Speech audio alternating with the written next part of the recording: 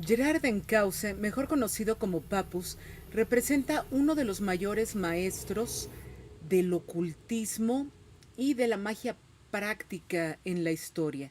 Si bien su trabajo es de finales del siglo XIX, principios del XX, su mirada hacia los principios de la magia sigue fascinándonos a todos sus asiduos lectores y siendo el punto de arranque de muchos, pero muchos entusiastas del ocultismo que buscan el camino de la magia como una posibilidad de vida, de superación o por lo menos de comprensión de qué se trata todo lo que estamos viviendo.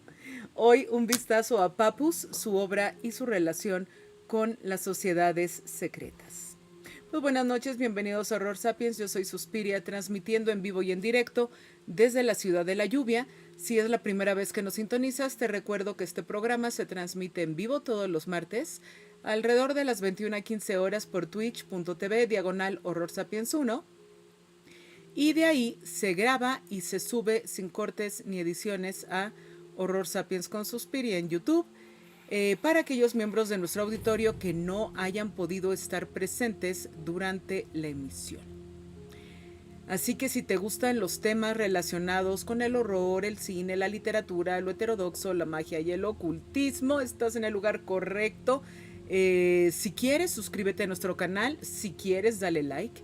Si te interesa saber qué va a pasar en próximos episodios, hombre, dale a la campanita. Y si te gusta, pues compartes el material con quien más confianza le tengas. Y ahora sí, entremos en materia. Gerard Anaclet Vincent Encausse nació el 13 de julio de 1865 en La Coruña, España. Saludos a todos los coruñeses, amigos míos. Fue hijo de un químico francés y una mujer española, y cuando él tenía 4 años de edad, su familia se trasladó a París, donde él pues va a recibir toda su educación. Con los años, él se va a adjudicar el nombre Papus y lo saca de un libro llamado El Nuctemerón de Apolonio de Tiana, que fue traducido y adaptado por Eliphas Levi, y ahí el término Papus significa médico. Pues muy bien, desde muy joven este muchacho demostró una profunda sed de conocimiento, sobre todo lo que tenía que ver con el esoterismo. Él sentía que debía haber algo más allá de la ciencia, más allá de la religión, más allá de lo que le decían, y se cuestionaba muchísimo las cosas. Entonces empezó a investigar por su cuenta, se fue a la Biblioteca Nacional de París, donde estuvo leyendo todos los textos que encontró, panfletos, periódicos, etcétera. Y un tema le llevaba a otro y otro a otro, de modo que llegó un momento en el que Papus leía absolutamente de todo, y no solamente leía, sino que él tenía también sus anotaciones, y él empezaba a hacer comparativas de las diferentes perspectivas de la magia de Oriente, de la magia de Occidente, qué pasaba con los brujos, qué pasaba con todo este mundo del esoterismo, del ocultismo y todas las teorías que había en boga en esa época. Y en particular a él le interesaban los temas de la cábala, el tarot, la magia, la alquimia y su obsesión con la obra de Eliphas Levi. Su incursión, llamémosle formal, en el mundo de las sociedades secretas, porque pues queriendo saberlo todo y tener su propia teoría y llegar a la verdad, pues hizo que Papus se metiera en todas las sociedades secretas que se le atravesaron. Empezó cuando recién estaba abriendo la Sociedad Teosófica francesa de Madame Blavatsky en París, por ahí de 1885, fue por allá, pero esta visión tan centrada en el ocultismo oriental hizo que Papus así como que no le gustara mucho la onda y se marchara a otra parte y no estuviera ahí metido, pero siempre mantuvo una muy buena relación, y es que a él lo que le interesaba era qué pasa con los secretos, qué es lo que ustedes saben, y encontró cosas ahí que le interesaban, y sobre todo le ayudó a estar en la sociedad teosófica para saber qué era lo que él quería descartar de sus teorías personales. Y al mismo tiempo que Papus desde su adolescencia empezó a investigar sobre la magia, él logró seguir su trayectoria académica de manera satisfactoria, decidió estudiar medicina y se gradúa cum laude, o sea, con los máximos honores, en el año 1894 por la Universidad de París, y su disertación va a ser sobre la anatomía filosófica.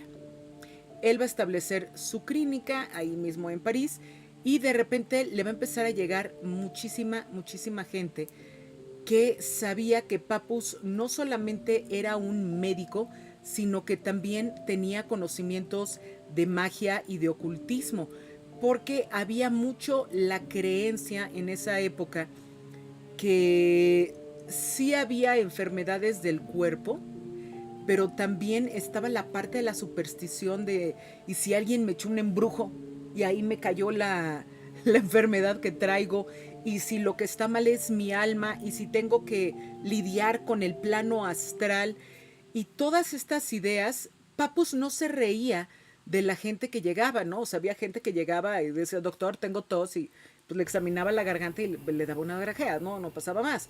Pero había gente que decía, es que desde que se mudó mi vecina, yo estoy sintiendo esto y esto y aquello.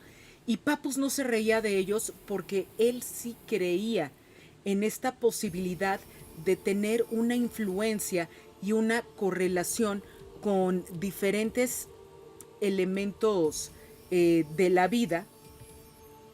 Y pues, por supuesto, les va a dar una consulta excepcional, ¿no? Va a ver su cuerpo, va a hablar de su alma, va a hablar de su mente, les va a hablar de los planos astrales, les va a preguntar acerca de su dieta, de su régimen de ejercicios, de sus talismanes, también les preguntaba sobre sus patrones de oración y cuál era su relación con su Dios, con su cuerpo, cómo hablaba, y empezaba a meter elementos de meditación en sus pacientes, que sí es una cosa eh, muy holística, muy de 125 años después de cuando Papus andaba haciendo todas estas cosas.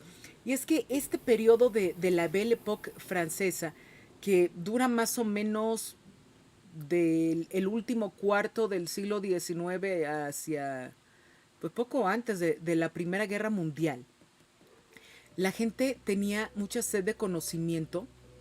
Va a haber una fascinación por el espiritismo, el espiritualismo, el mesmerismo, la magia, los ritos prohibidos, y no solamente en Europa, también en América. Van a ser los descubrimientos de las pirámides de Egipto, y entonces, ¿qué sabían los egipcios? El conocimiento oculto. Va a estar todo convoy internacional investigando a los persas, a los babilonios. Se va a empezar a hacer una historia más formal, más forjada, y entre más cosas se resuelven, más misterios surgen para la gente, porque se dan cuenta de que en todas estas religiones había una especie de ritual mágico que va a influenciar las decisiones de los faraones, de los reyes. Van a tener sus propios oráculos. ¿Qué pasa también con los griegos y el oráculo de Delfos y todas estas historias? Y en el siglo XIX empiezan a decir, es que tiene que haber más, tiene que haber más. Y Papus sabía de todo, leía todo, le contaban que alguien sabía de un fantasma, hablaba con la persona del fantasma y empezaba a hacer preguntas a ver si era un desdoblamiento en plano astral. O sea, todo el mundo tenía que ver con él, y le decían, llegó a haber una frase que decía, eres más famoso que el Papus, ¿no? No que el Papa, sino que el Papus, porque estaba en todas estas sociedades secretas, tertulias de alta sociedad, coloquios, convivios, consejos, lo que se les ocurriera. Y ahí él hacía muchos contactos porque su manera de tratar esta apertura, esta sed, él se presentaba como un hombre muy abierto, muy inquisitivo, pero muy dispuesto también a recibir críticas. Y esto va a ser verdaderamente algo poco común en su época y que le va a dar mucho auge entre las personas. Ahora, además de estos intereses que tienen que ver con esoterismo, simbolismo, estaba una búsqueda de religiones alternativas a las tradicionales, estaba el materialismo científico y había muchas teorías de la conspiración, por lo que empiezan a surgir muchos agrupamientos, entre ellos pues van a estar también los de las sociedades secretas. Y Papus va a brincar, híjole, por todas partes, pero antes de que se me vaya a pasar este detalle, va a ser llamado en 1901, luego de ya tener algunas publicaciones, por el zar Nicolás II de Rusia y su esposa la zarina Alexandra, y quieren que le sirva como médico personal y también como consultor. Hay que recordar que ellos, en aquel terrible capítulo de Rasputín, vimos, ¿no? Toda esta fragilidad por el único hijo varón que tenían, que tenía hemofilia y que tenía estos ataques de salud tan terribles.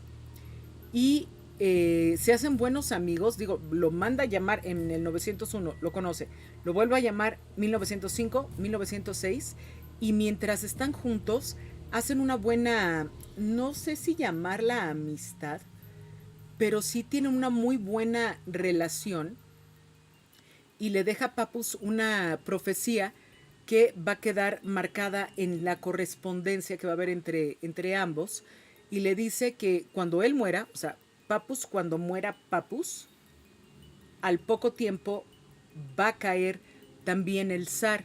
Entonces esto como que deja muy desconcertado al pobre Nicolás II y le advierte todo el tiempo, ¿no? Cuidado con Grigori Rasputin, cuidado con él, sácalo de tu corte. De hecho, en una de las cartas dice, y les voy a leer las palabras textuales de Papus sobre Rasputin, que está muy bueno.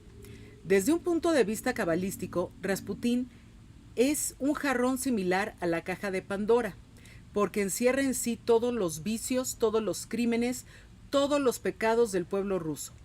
Si ese jarrón se rompe, inmediatamente veremos cómo se vierte sobre Rusia su espantoso contenido. Y ya sabemos lo que pasa. Matan a Rasputín y el contenido se desparrama de una manera tremenda. Y es que es muy curioso porque al año de esta carta es cuando muere Papus en París a los 51 años a causa de la tuberculosis que él va a contraer cuando está de médico en la Primera Guerra Mundial. A los soldados que él socorre pues tienen tuberculosis y lo contagian a él también.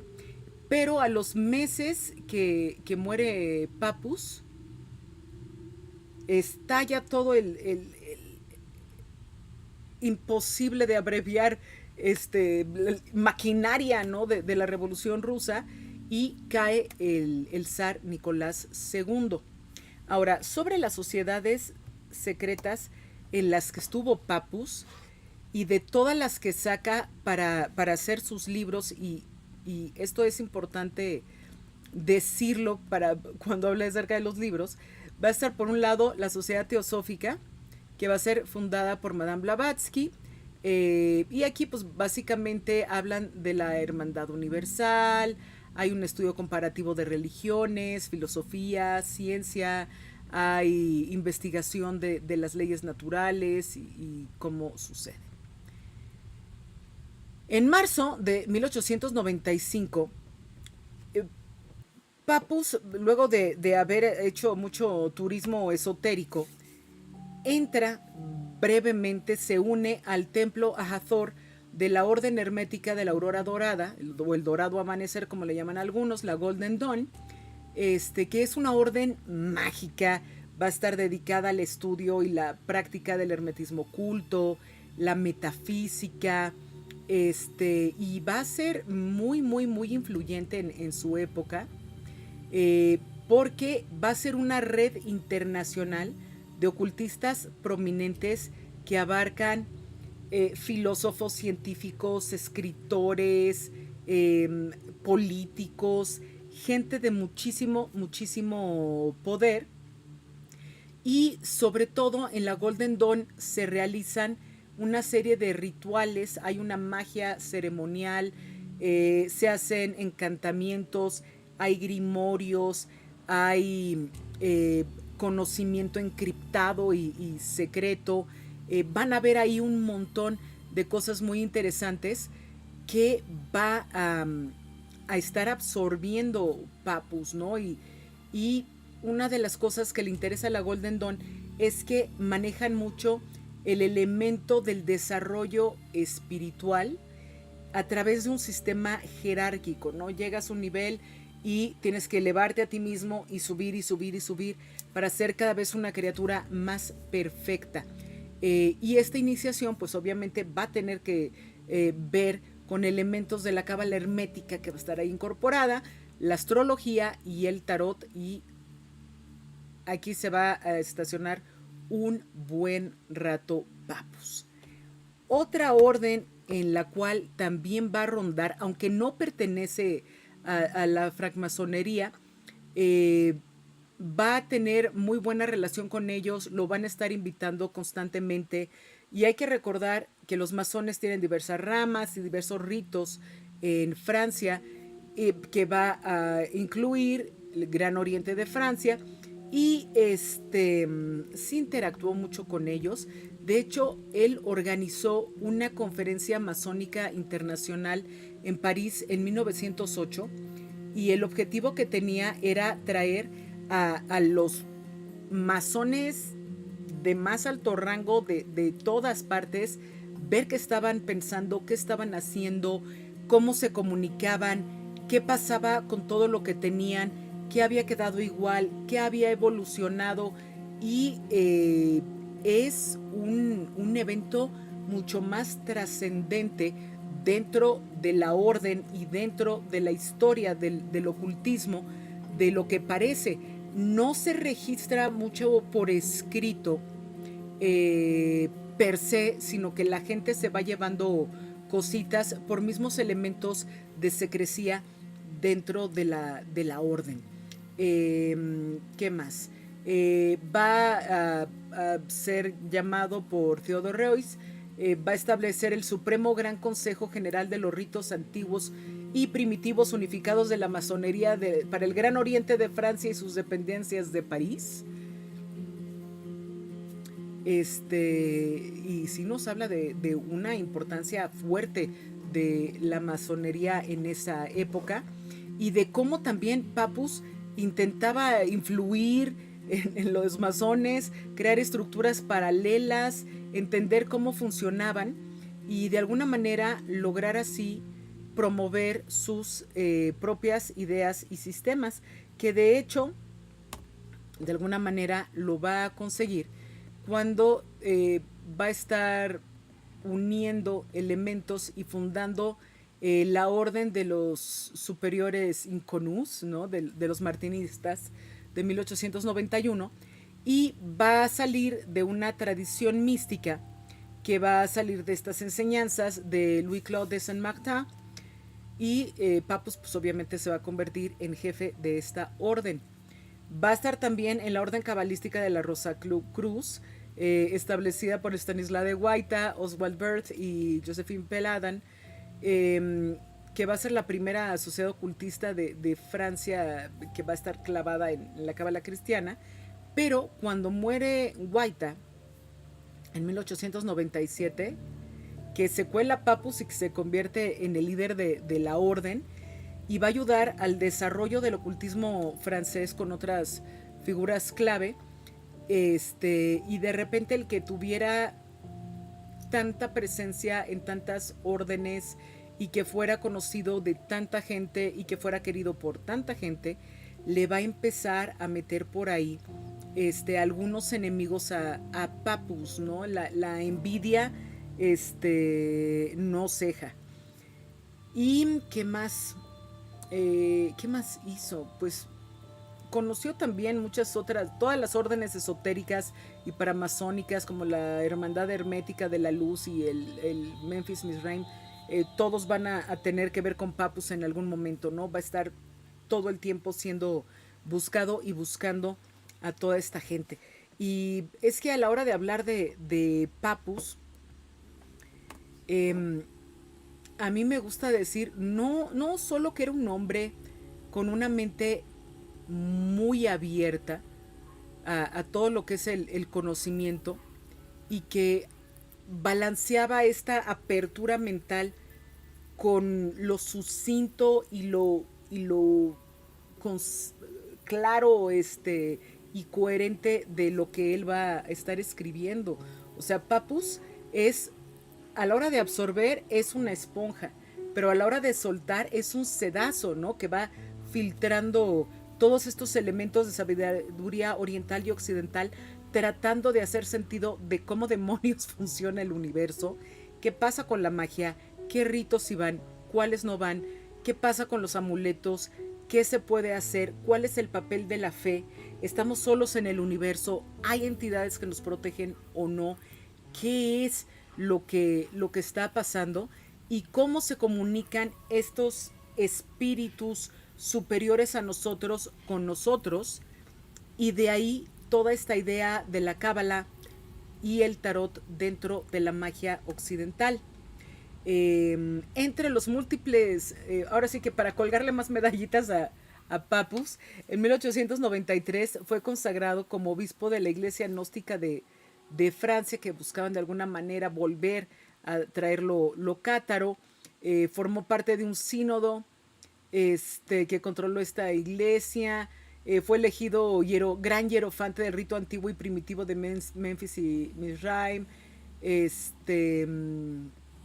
Ajonjolí de todos los modos, les digo. Y entre todo, la manera en la que él va a hacer su junta de conocimiento, bueno, pues va a ser increíble. Y va a escribir un montón. No voy a decir todos los textos de Papus, voy a nombrar solo algunos y voy a hacer 2, 3 comentarios de algunos de ellos porque si no, este programa no terminará jamás.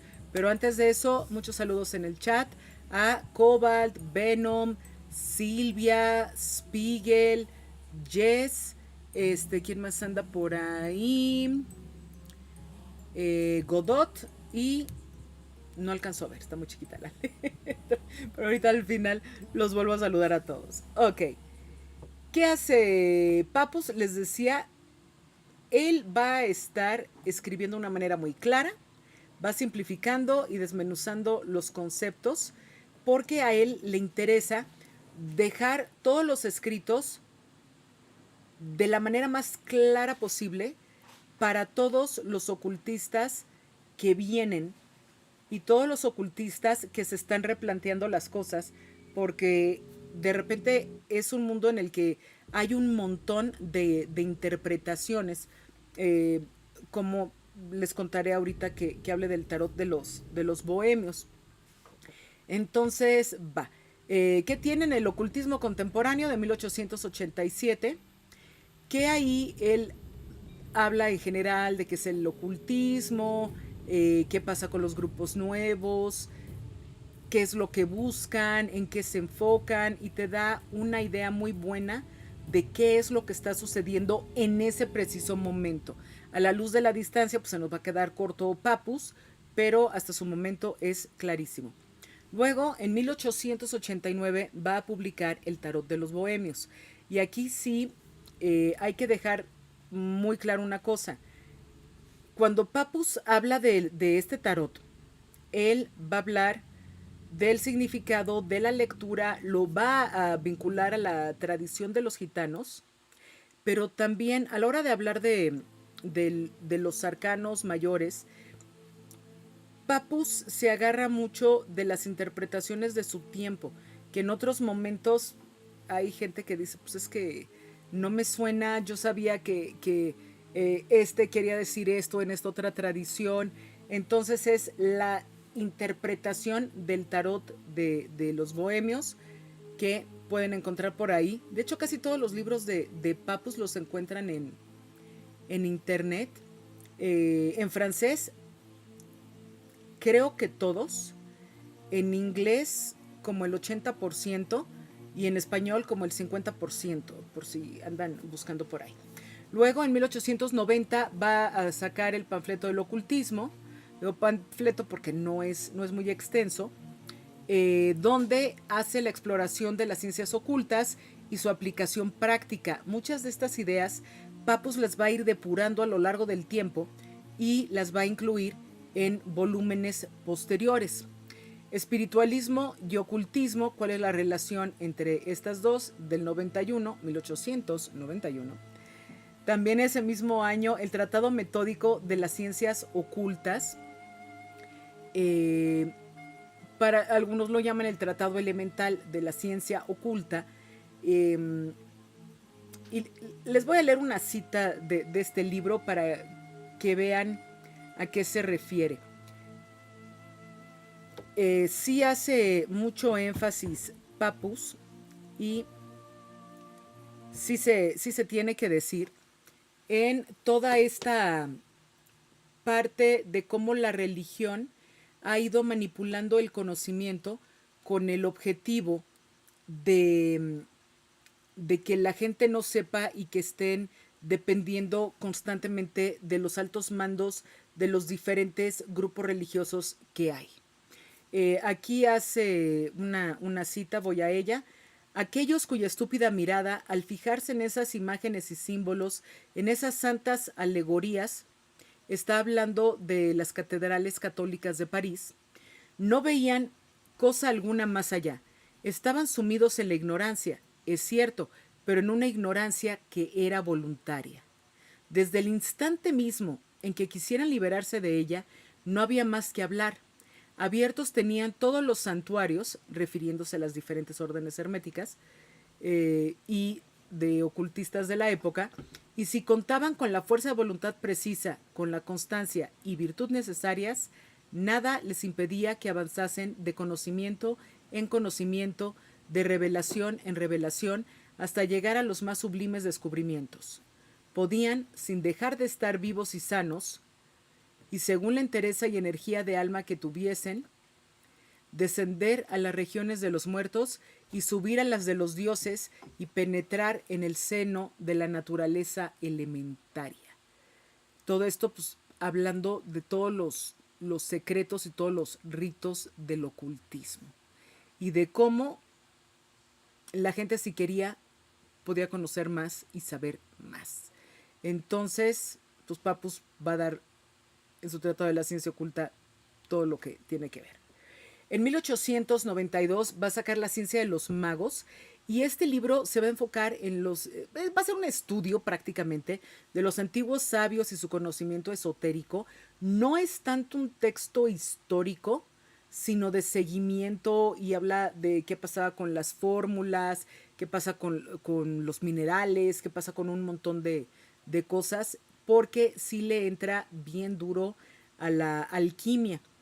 Como estaba metido también en política, en 1894 va a publicar Anarquía, Indolencia y Sinarquía, que va a ser una reflexión política y social, pues desde el punto de vista del esoterismo y cómo se tiene que haber un equilibrio y las fuerzas y las amalgamas y todas estas cosas.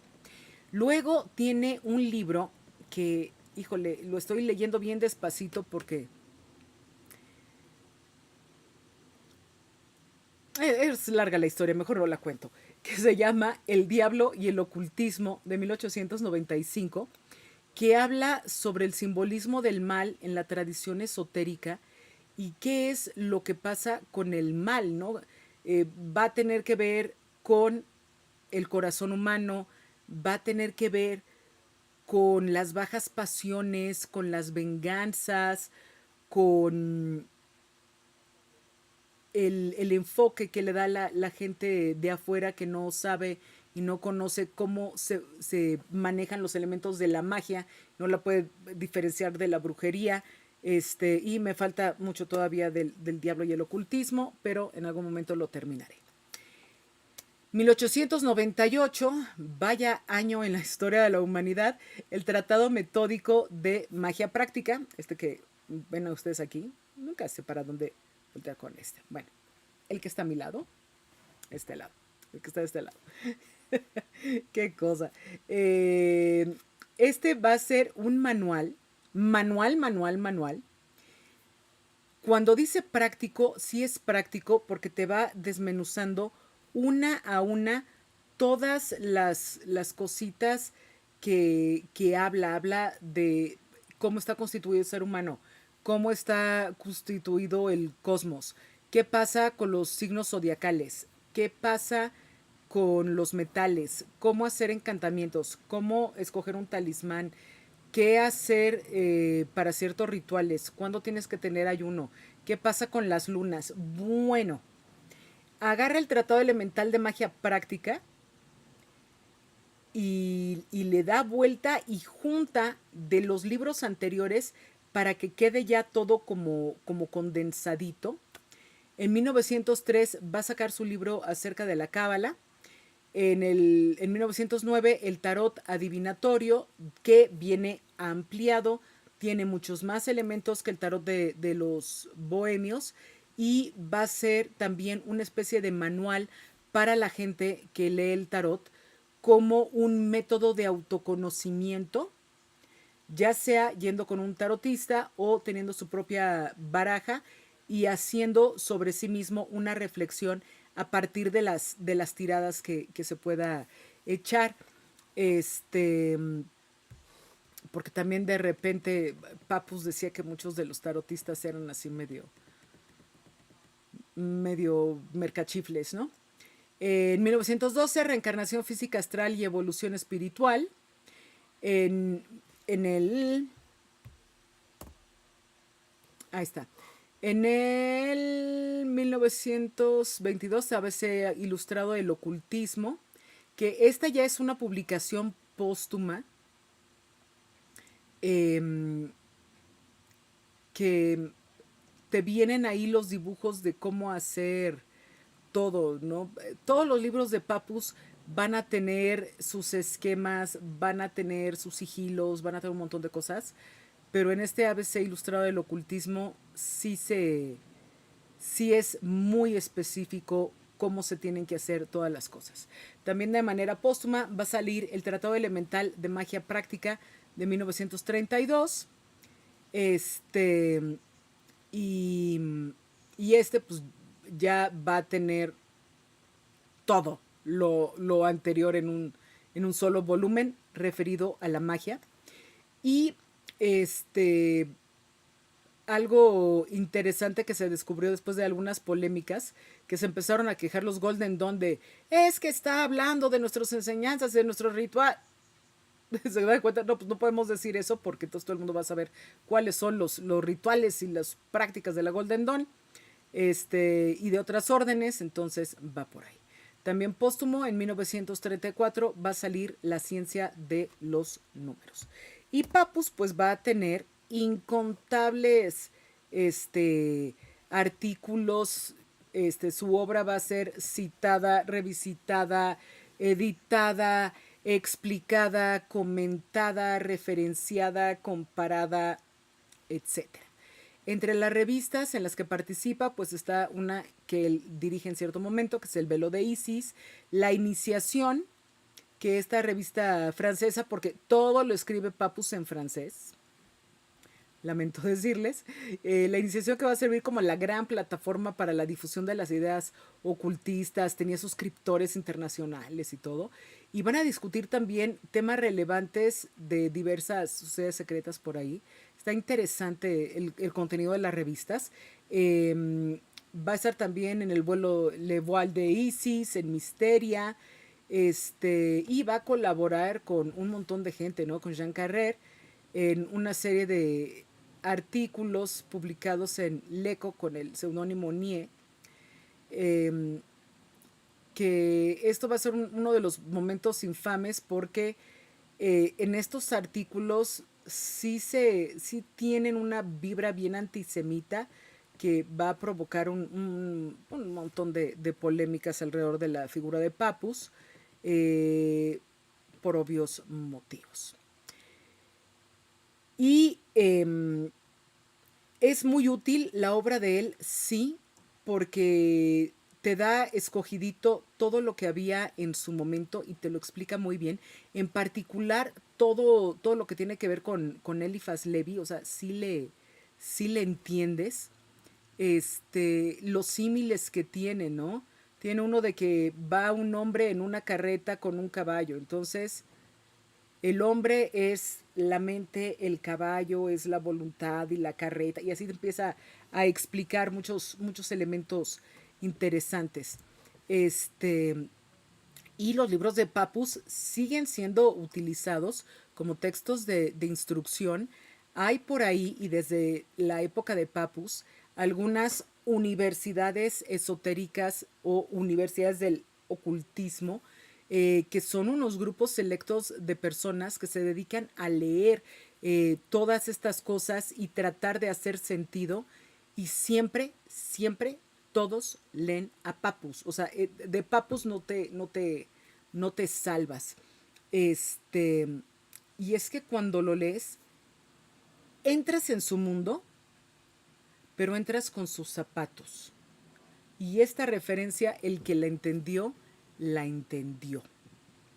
La vida y el legado de Papus, este, miren, este es el ABC ilustrado para que vean más o menos cómo está la onda.